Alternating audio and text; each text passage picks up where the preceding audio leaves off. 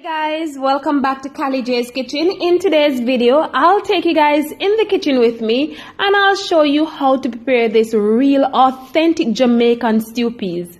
Don't forget to subscribe to my channel, turn on your post notification bell so you guys can always be notified whenever I upload a new video. Go ahead and tell your friends, tell your family members about Kali J's Kitchen and have them subscribe to my channel.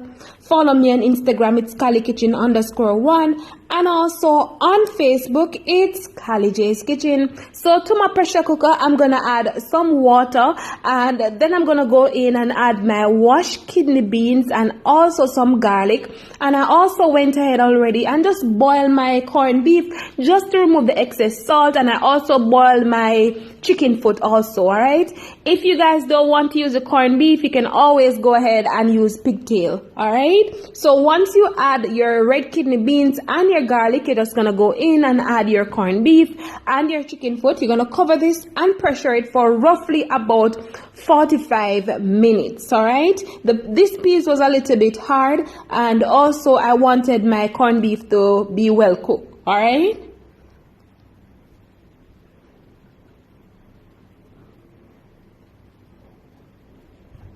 so now that everything is finished cooking, what we're going to do now, we're just going to go ahead and add some spinners.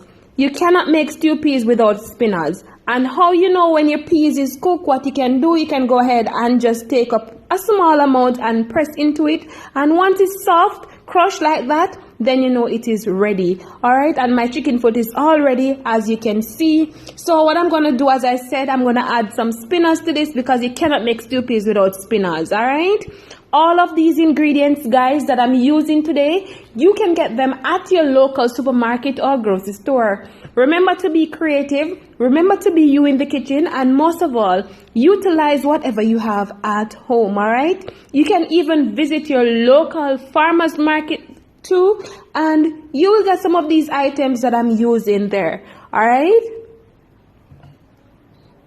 I also went ahead already, chop up some onion, some of my French thyme.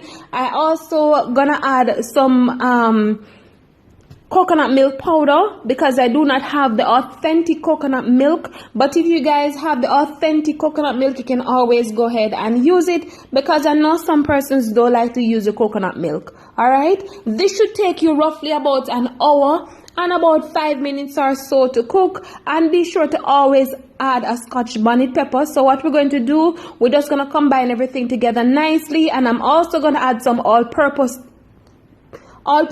seasoning to this, and I will also add a bit of paprika. You can always go ahead and tip a little bit of your garlic powder in this, and be sure to taste just in case it needs some salt. All right, so we're just gonna cover this once we add all of that seasoning and allow it to cook down.